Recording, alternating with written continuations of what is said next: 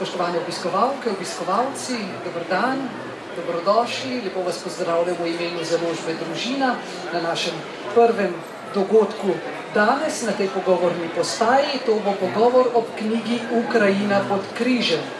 Gre za knjižni intervju, ki je izšel pri naši založbi v prevodu iz angleškega originala ob prvi obletnici ruskega napada na Ukrajino v začetku letošnjega leta. Gre za knjižni intervju ameriškega novinarja in publicista Johna Burgerja, ki je že pred izbruhom vojne v Ukrajini začel pripravljati obsežnejši intervju z njegovo blaženostjo Svjatoslavom Ševčukom, voditeljem ukrajinske grškokatoliške cerkve. Pozdravljam oba moja današnja gosta, že imenovanega Johna Burgerja na moji desni in očeta Ivana Skalivskega, župnika grškokatoliške župnije v Metliki, škofovega vikarja za razseljene ukrajinske vernike v Sloveniji, ki je tudi sam ukrajinskega rodu. Kaj več o njegovem življenju in poti iz Ukrajine v Slovenijo bomo seveda slišali v nadaljevanju. Dobrodošla oba in obema prisrčna zahvala za vajino navzočnost. Drži, tule za menoj sicer piše, da bi moral biti z nami tudi dr. Aleš Maver, slovenski zgodovinar, tudi sam avtor sveže knjižne novosti. Ukrajina se je zaradi obveznosti na fakulteti opravičil za tole zgodnjo dopoldansko uro. Torej, glavni junak knjige, ki jo predstavljamo, je pravzaprav škof Svjatoslav Ševčuk, ki je bil rojen 5. maja 1970 na zahodu Ukrajine in je odraščal v času, ko je bilo vero treba skrivati pred očmi sovjetske države. Na duhovništvo se je pripravljal v tajnem semenišču in se navdihoval v pričevanjih duhovnikov, ki so zaradi vere prestajali tudi zaporne in drugačne kazni. V duhovnika je bil posvečen leta 1994, v škofa 2009, za voditelja ukrajinske grškokatoliške cerkve pa ga je leta 2011 izvolila tamkajšnja škofovska sinoda in je bil takrat eden najmlajših škofov med škofi katoliške cerkve. Svjatoslav Ševčuk se nikoli ni predstavljal, da bo moral svojo cerkev voditi v vojnem času, nato pa so ga v ta položaj pahnili dogodki po 24. februarju 2022. No, knjiga je začela nastajati pred rusko agresijo in se konča, torej zadnji pogovori so bili upravljeni pa že v času po ruskem napadu in dajejo zelo pomemben ton celotni knjigi. Torej, še enkrat dobrodošlica obema sogovornikoma in kot prvo vprašanje, John, za vas. Zakaj ste se kot ameriški novinar odločili predstaviti v obliki intervjuja ukrajinsko grškokatoliško cerkev, torej vzhodno cerkev, ki je že v Evropi slabše poznana? In potem, če nadaljujem, kakšen vtis je skozi te intervjuje, ki ste jih upravljali, škof Ševčuk napravil na vas in kakšno je njegovo srednjo duhovno sporočilo za bralce vaše knjige v zahodnem svetu?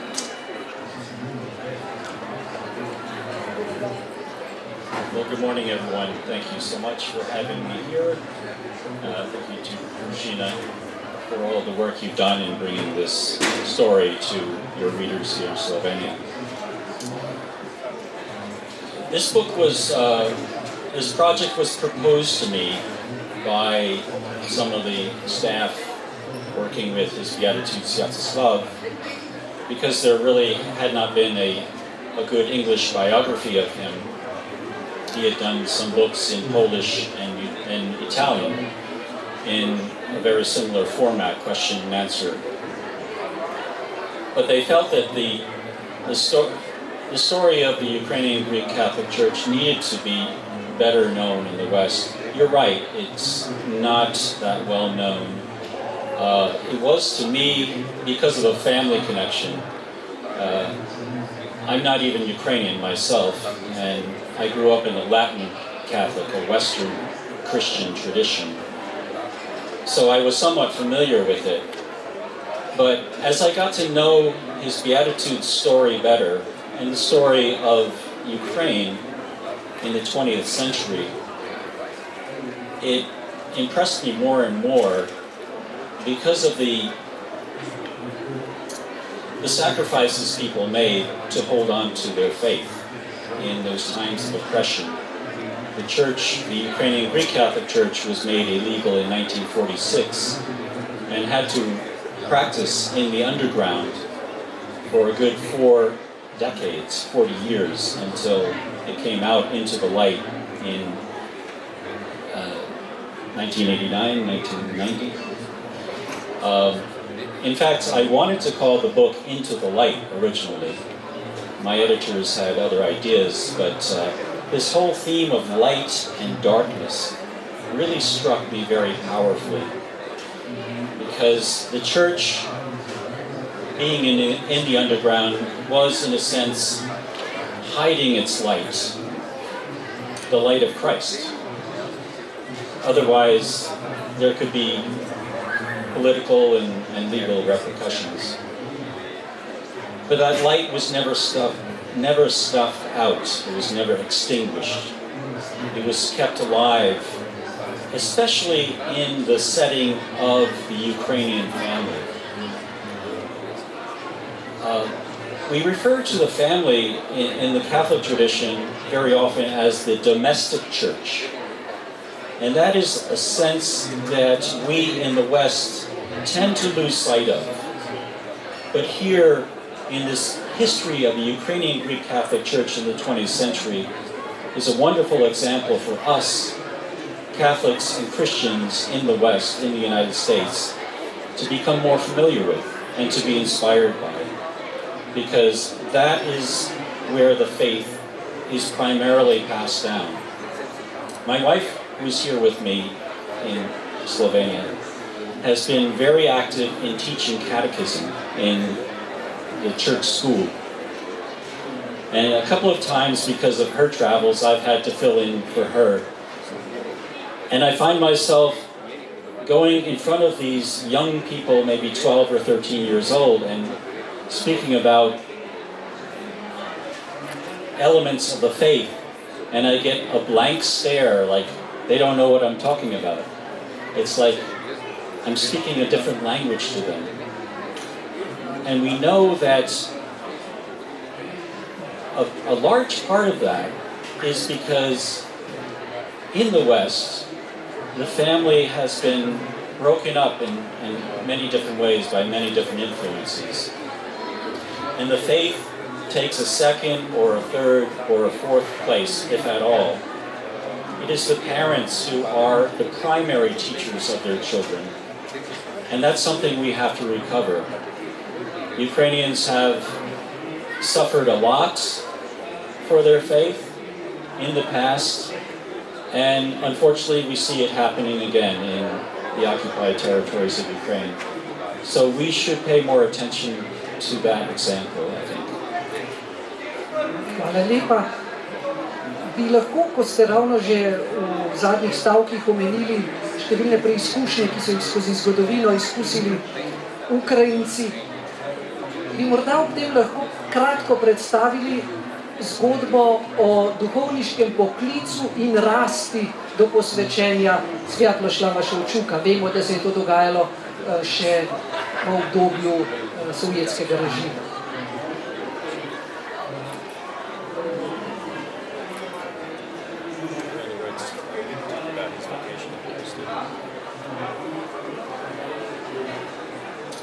Svjatoslav, as a young man, as an adolescent, grew up in a family that was very devoted as Ukrainian Greek Catholics.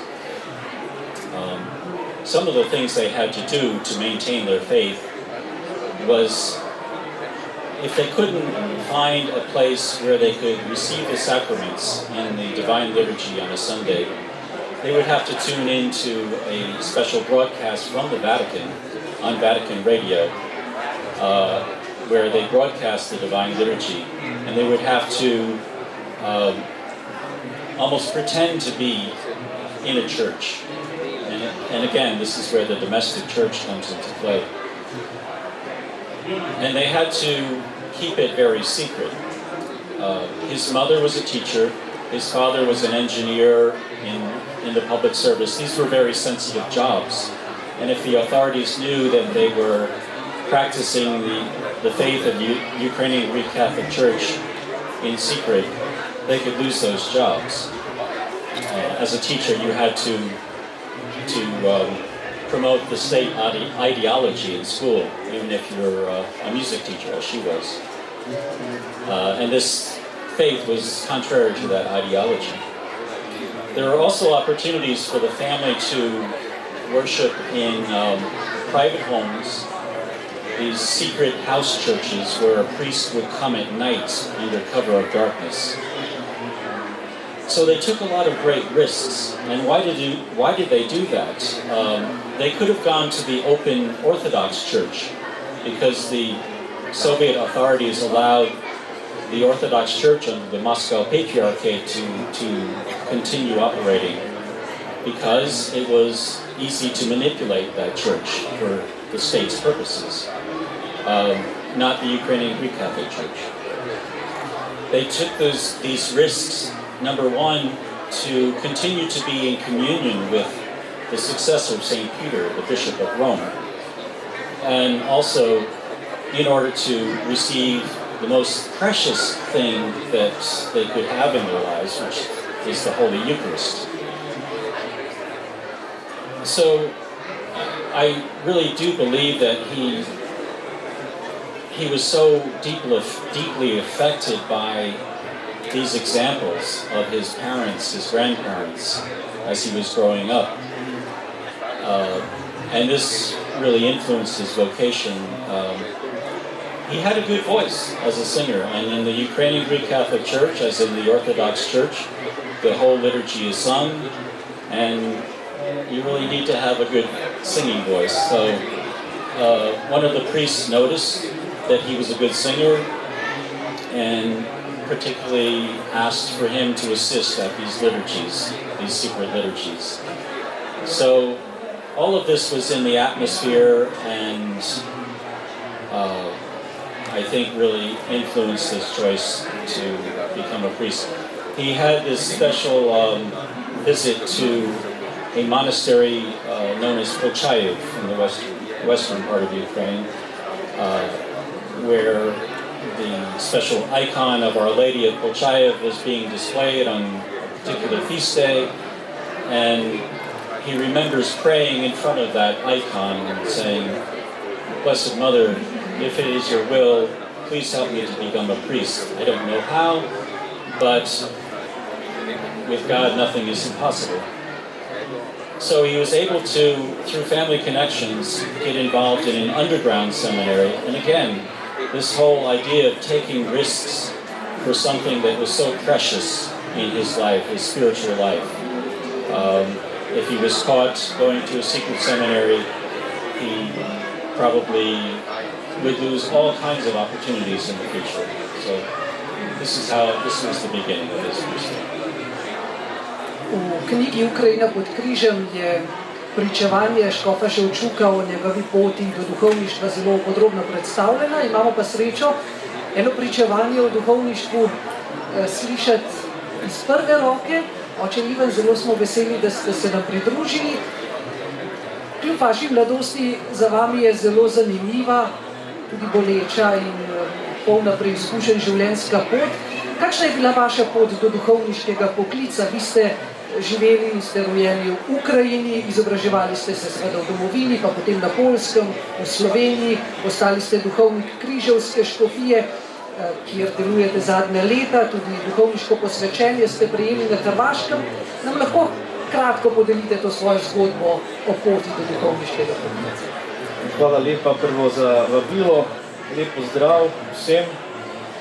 Zahvaljujemo se Bogu za danes ta dan in tom prilikom tudi se zahvaljujem za možnost biti tukaj.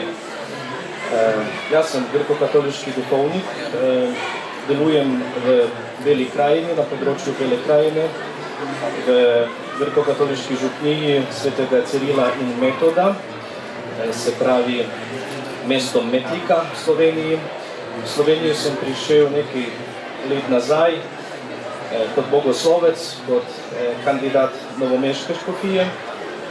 Predtem sem študiral sicer v Ivano-Frankivsku v Ukrajini, 3 leti sem naredil teologiji tam, potem kratko na Poljskem, v Sloveniji, pa sem končal na Hrvaškem in zdaj tudi tako je že Bog hotel, da bom maševal in skrbel za duhovno dobro Ukrajincev, pa tudi Slovencev in Hrvatov in vseh kristjanov, ki bodo prišli na to področje tukaj v Sloveniji. Gospod John je že govoril o pomembnosti družine in vzgoje na poti rasti do duhovnega življenja, ne nujno do duhovniškega poklica. Bi morda lahko delili z nami kakšen utrinek iz vašega družinskega življenja, praznovanj, kulture ukrajinske, ki ste jo izkušali doma? Ja, seveda skoraj vsak duhovniški poklic se počne v družini in jaz se spomnim kot otrok, od 10. leta življenja sem ministriral pri našem župniku, v naši župniji doma, se pravi, sem pomagal nekaj pri oltarju, pa se spomnim, ko sem nosil svečo pri maši, potem že v 14. letu življenja sem šel peti v naš cerkveni zbor, hor, se pravi, tako bolj narodno petje, ampak cerkveno narodno. Prazniki doma, to so trenutci, ko smo skupaj vsi, se pravi vsaka nedelja brez izjeme, skupaj cela družina, stara mama, stari ati, vse sestrične, sestre, bratje, skupaj za tradicionalno ukrajinsko mizo, seveda po maši, prvo gremo ali ob 8, ali ob 9, ali ob 11 maši, potem pa vsi skupaj enkrat tednom sigurno skupljamo se, družimo se, pogovarjamo se, pomolimo se skupaj, spomnimo se naših pokojnih, kako je bilo in jaz bi rekel, da duhovniški poklic se počne tam, ker je to tista domača cerkev, ker vsak duhovnik, ki postane duhovnik v cerkvi, prvo kot človek vse temeljne stvari kot človek dobi doma. Jaz mislim, da soda vsakega grkokatoliškega duhovnika, še posebej v zahodnem delu Ukrajine, tam, kjer sem jaz, je to družinsko potovanje, duhovno potovanje, se pravi maša, pa študij, pa moram reči, da je dost strogo strani staršev, skoraj vseh duhovnikov, ki jih poznamo, je kolege, prijatelje, sošolce.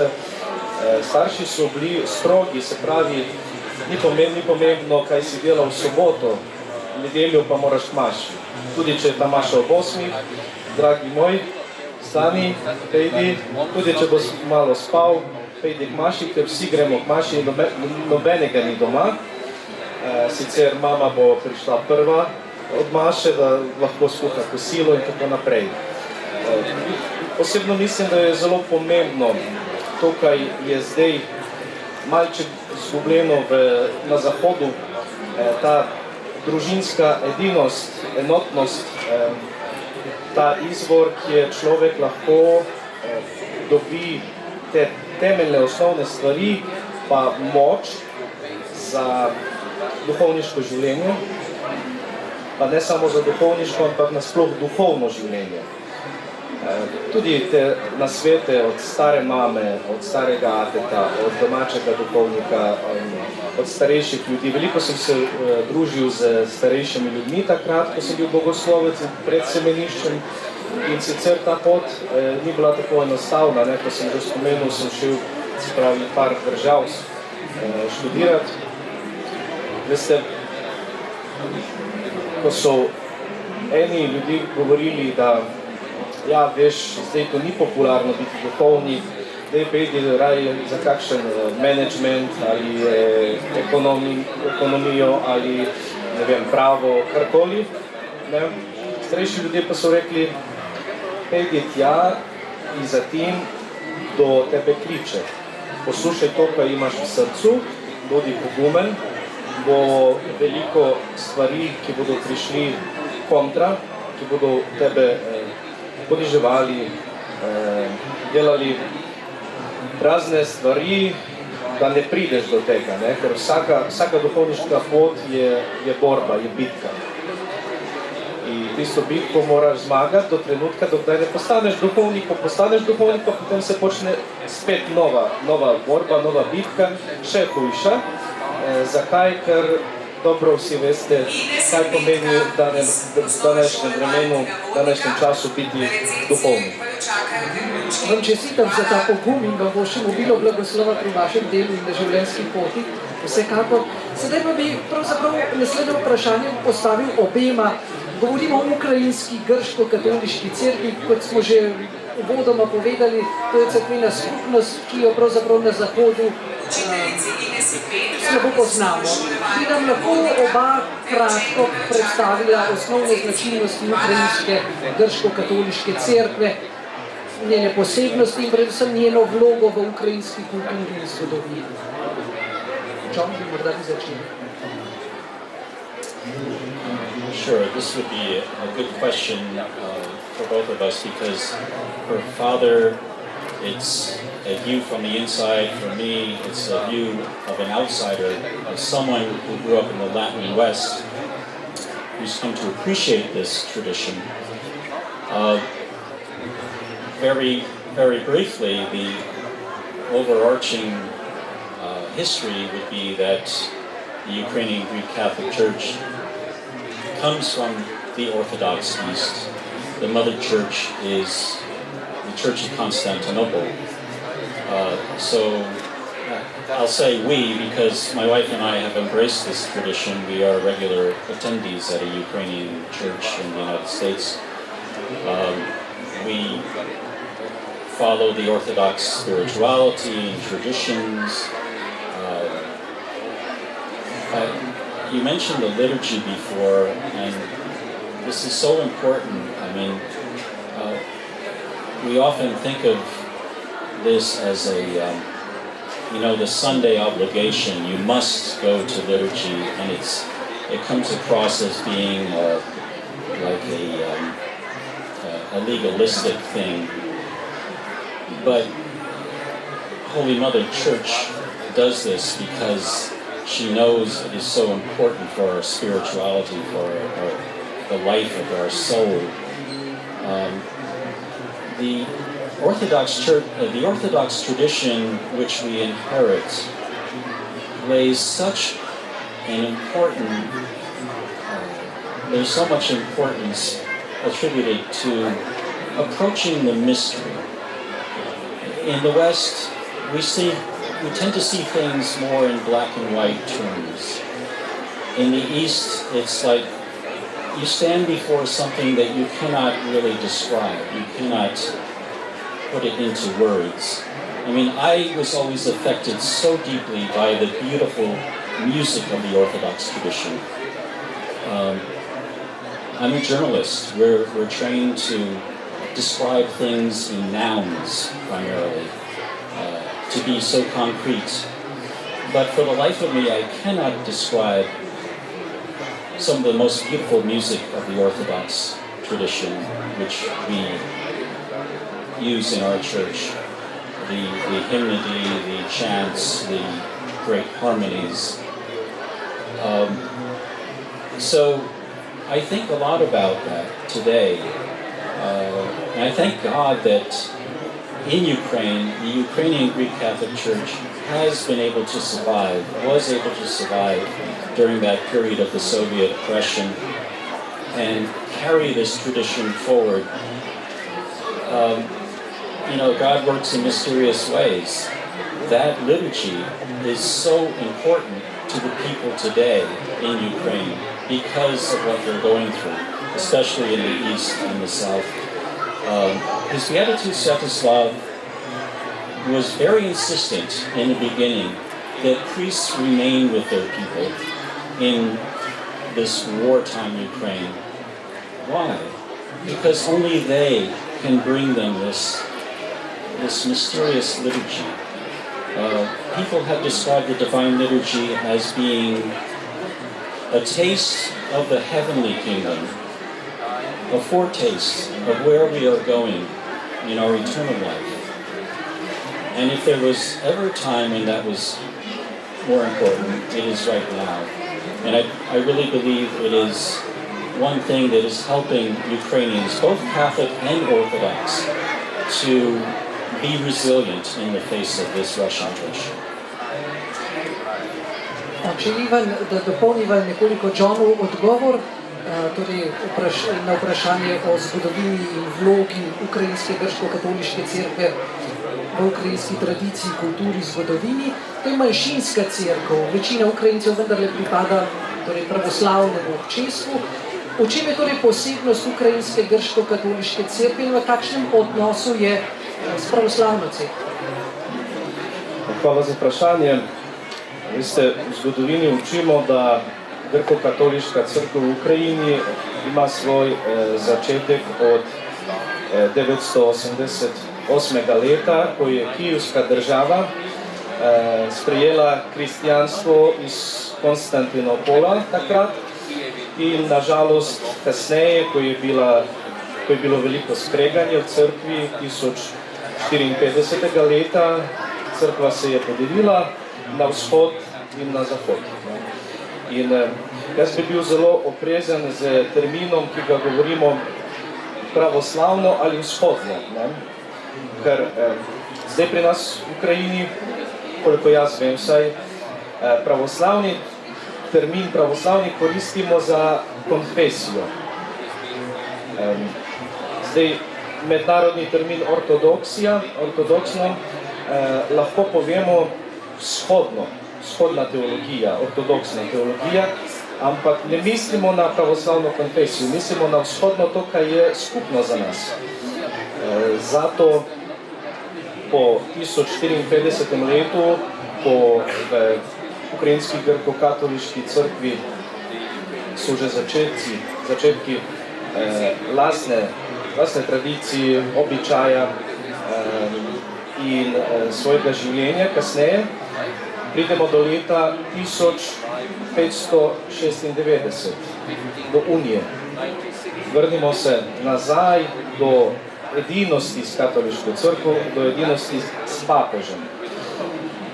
Jaz mislim, da za narod je zelo pomembno, da to tudi uči sicer katoliška cerkva, da je za narod zelo pomembno, da drži svojim pastirjem z rimskim papežem, da drži v edinstvu, v edinosti, v enotnosti in v evharistični komunikaciji, tako rečeno. Se pravi, ni lahko takšno strukturo, kot je ukrajinska grkokatoliška cerkev, stvarjati, voditi, organizirati. Sigurno je to Božja roka, Božja volja. Vidite, škofiji, metropoliji, se pravi, kijevska nadškofija ni samo metropolija, ampak je v ukrajinskem jeziku je vrhovna arhiepiskopija, se pravi višji nadškof. To pomeni, da vsak, ki bo na čelu ukrajinske grkokatoliške cerkve, ima iste pravice, ko bi po kanonskem pravu imel patriarh. Imamo jih tudi neki katoliški cerkvi.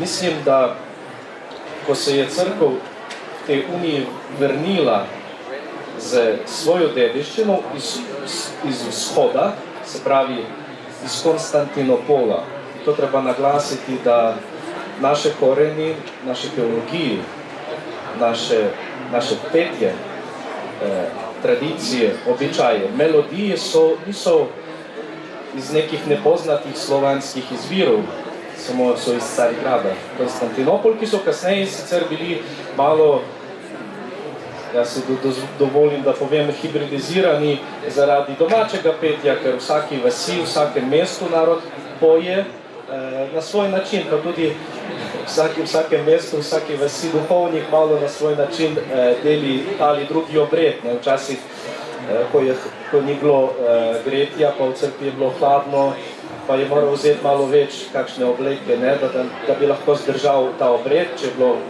bilo več. Ne. To so zelo praktične in celo niso tako pomembne stvari teh razlik. Ne. Potem, ko smo se vrnili nazaj do edinosti, enotnosti z rimskim papežem, tek takrat je prišlo do velikega trpljenja, do velike preizkušnje. Zakaj? Ker to ni odgovarjalo voditeljem, to ni odgovarjalo ljudem, ki so na tej zemlji imeli svoje načrte. Zakaj? Ker mi zdaj koristimo termin grkokatolik. V resnici prvotni termin je unijat. Za veliko mojih prijateljev termin unijat je nekaj poniževalnega. Jaz bom iskren, za mene to nič poniževalnega.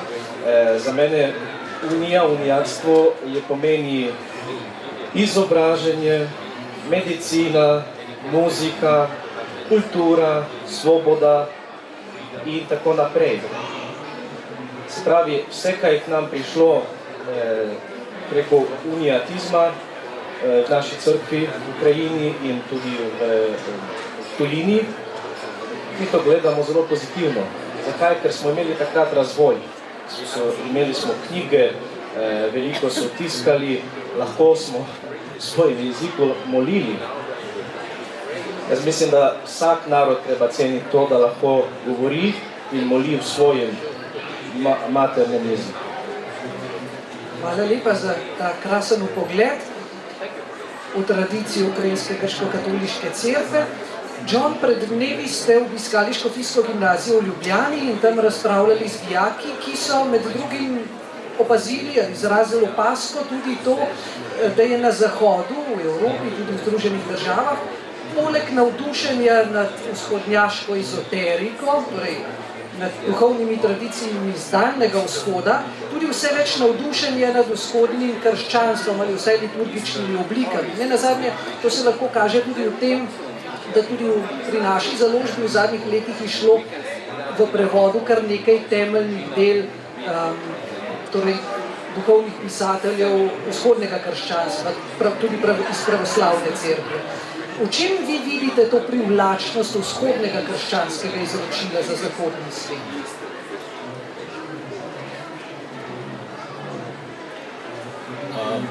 Well, before I answer that, I'd just like to follow up on something we were talking about, and that is the ecumenical role of the Ukrainian Greek Catholic Church. Because the same way Ukraine is between East and West geographically, the Ukrainian Greek Catholic Church is also between East and West, carrying on the traditions of Constantinople, but also being in union with Rome. And not only does the Church have the possibility, His Beatitude really believes that it has the calling, the vocation to be a bridge between East and West. There's been a lot of ecumenical dialogue since the time of the Second Vatican Council and before. And the Ukrainian Greek Catholic Church is in a position to show the Orthodox, because the Orthodox, let's face it, they don't want to be told what to do by a man in white in the Vatican. They don't want to feel subservient to it. They have the image of churches as being sisters, sister churches. That's been a very important theme in ecumenical dialogue over the past 6 decades, 60 years or so.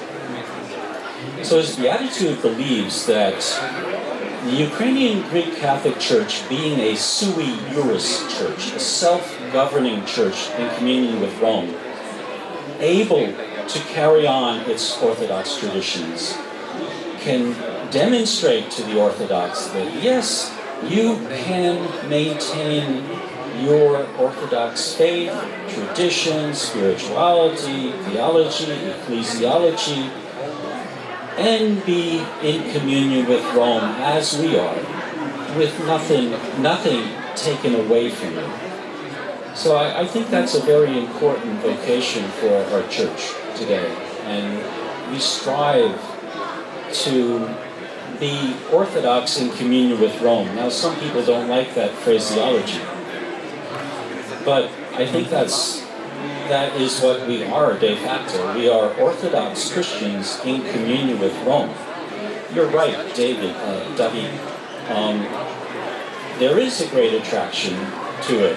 In our own little church in Georgia, Ukrainian Catholic Church, at the English language liturgy, we find not too many Ukrainian Americans. We find people who have roots in Mexico, El Salvador, Nicaragua, Haiti. These are people who are not normally, you wouldn't expect to find them in a Ukrainian and Orthodox church. Why? I don't know. Again, I go back to that whole idea of the mystery, the beauty of it. We have such a wealth of these three basic things: truth, goodness, and beauty. And we're blessed with many bishops and priests who can convey that in very human ways. But even if they weren't, I think that just experiencing this divine liturgy, being in a church that's covered with icons and this beautiful music, is a very strong attraction. That's the only thing I can think of. Oče Ivan, vi imate vsakodnevno izkušnjo pastoralnega dela tudi med Slovenci, da ste župni grškokatoliške župnije v Metliki. Imate vi občutek, da smo tudi slovenski kristijani, vzgojeni v latinskem obredu, pokazali kaj zanimanja za vzhodni krščanski obred, za vašo dediščino, za vašo vsebino duhovno in spodbude, ki jih prinaša v naš prostor? Ja, tako je v Metliki, tam na župnijah, ki mašujem vsako nedeljo in praznike. Veliko znajo priti maši tudi rimokatoliški verniki, za katerih ni problem vzhodnja maša, se pravi liturgija svetega Janeza Zlatoustega ali Krizostoma. Ljudje lepo sodelujejo v tem, s tem pokažejo tudi svoje zanimanje.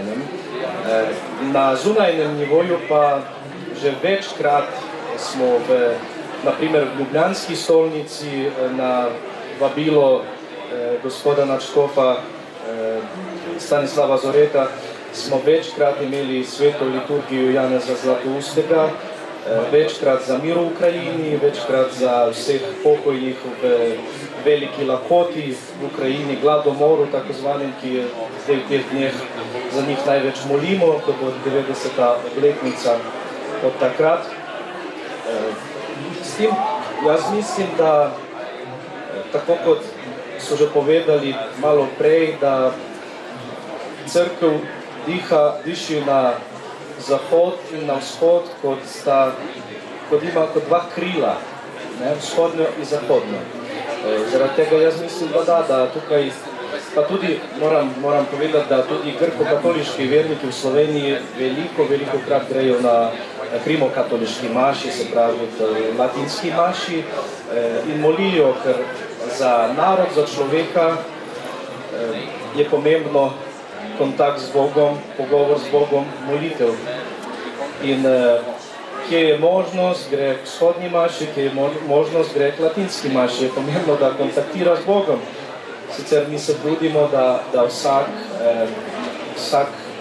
zadrži za sobo svoj obred, da lahko moli v svojem jeziku in v svojem načinu molitve.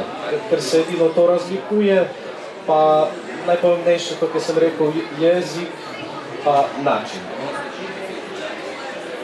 Kar nekaj razsežnosti ukrajinske grškokatoliške cerkve smo v tem pogovoru odkrili, kaj več pa ste seveda prebrali, vas vabim k branju knjige Ukrajina pod križem. V nadaljevanju, če bi imeli seveda več časa, bi lahko govorili še o tem, kako je ukrajinska grškokatoliška cerkev lahko tudi most, ne samo med dvema verskima izročiloma, ampak tudi upravi pomembno vlogo v času približevanja Ukrajine Evropski zvezi, torej v zelo aktualnem času živimo. Ampak enemu vprašanju se pa pred koncem našega pogovora vendarle ne moremo izogniti, tudi v knjigi je pomembno izpostavljeno, to je seveda vprašanje o vojni, ki v Ukrajini še vedno teče. Oče Ivan, vi ste v enem intervjuju za družino izrazili tudi svojo bolečino, to je bilo lansko leto, če se ne motim. Izjavili ste, hudo mi je tudi, ker v zadnjem letu nisem bil doma. Moja mama in oče me še nista objela kot duhovnika.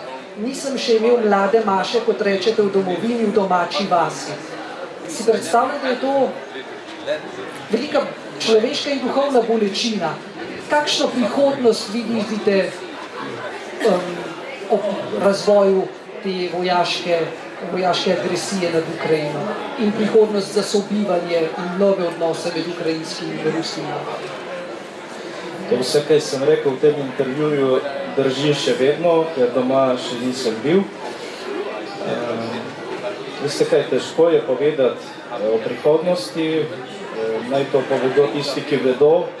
Mi smo tisti, ki molimo, ki delamo to, kaj od nas zahteva čas, to, kaj od nas zahteva Bog, to, kaj od nas zahteva bližnji.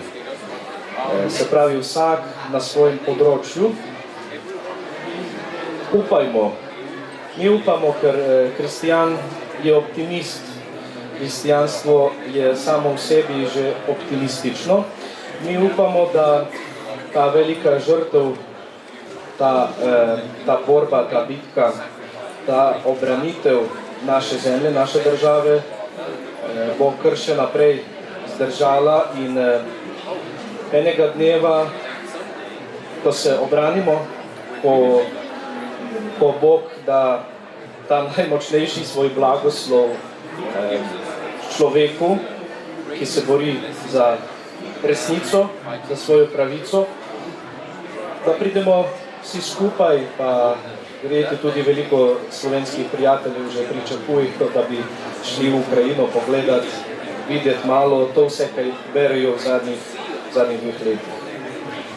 John, kaj pa višji nadškof Svjatoslav meni in izjavlja v vaši knjigi o prihodnosti, o potrebnih korakih, ki se morajo zgoditi, da pride do pomiritve?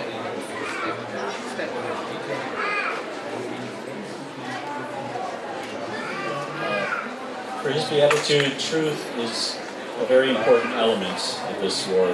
That people know the truth, as we hear in the Bible, you will know the truth and the truth will set you free. I think it's important to realize that this is nothing new. If you go back in history, we see time and again